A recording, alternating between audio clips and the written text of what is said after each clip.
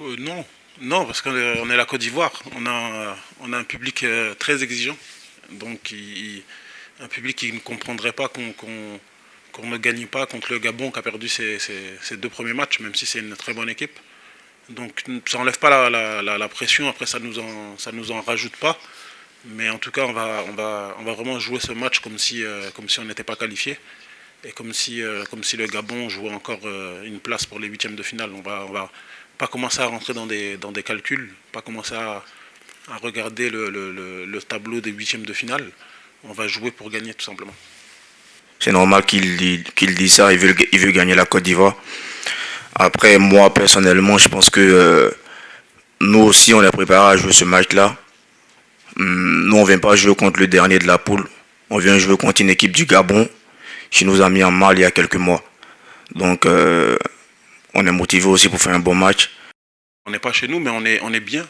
On est bien installé, on a nos habitudes, on a nos repères. Il y a aussi le fait que si on finit premier, on joue mardi. Ça veut dire 2 jours de repos de plus que si on finit deuxième, 3 jours de repos de plus que si on finit troisième, meilleur troisième. Donc ça, c'est un élément qui n'est pas négligeable quand on sait qu'après, ça va s'enchaîner très très rapidement.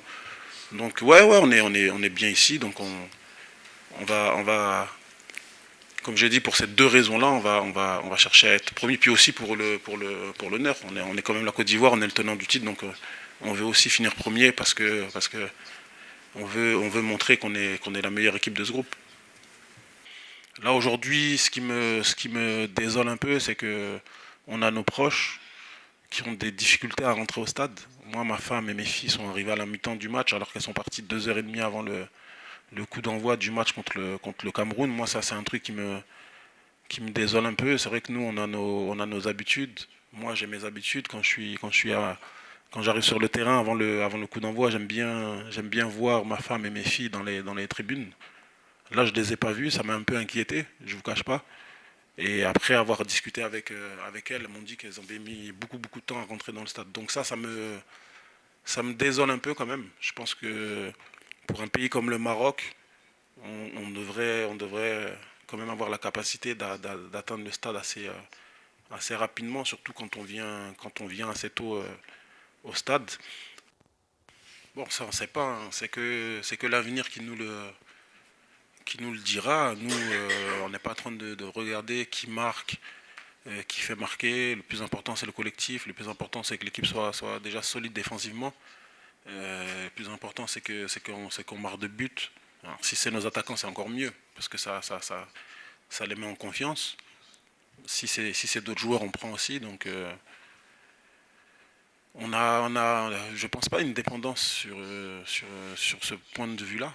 Je pense qu'on a une équipe qui se procure des occasions avec tous les joueurs, que ce soit les attaquants ou les milieux, même quand ils se projettent. Donc, je ne pense pas qu'on ait un problème de dépendance sur un joueur dans notre effectif.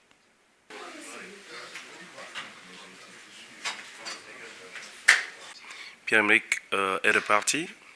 Comme vous le saviez certainement, depuis son arrivée, nous étions dans un protocole avec son club, l'Olympique de Marseille. Et à partir du moment où, sur le plan du résultat de la qualification, le Gabon n'avait plus rien à jouer, nous nous sommes remis d'accord avec son club de mettre le joueur à disposition de son club pour continuer les soins. Il faut retenir ici que Pierre-Emerick a été conquérant, a été très fort de pouvoir jouer un match et demi avec cette douleur. C'est qu'il a eu l'envie, la volonté de représenter son pays au mieux qu'il pouvait. Maintenant que les dés sont pipés, on ne comprend pas pourquoi nous, l'équipe nationale, on devrait hypothéquer sa fin de saison avec son club. Et donc ce que vous avez pu lire sur nos canaux de communication est vrai, Pierre-Emerick est reparti. Je suis gêné, peiné. Nous avons honte de ce que nous avons fait durant cette CAN. Mais ce n'est pas une fin en soi, nous ne sommes pas la seule nation africaine qui aura démérité.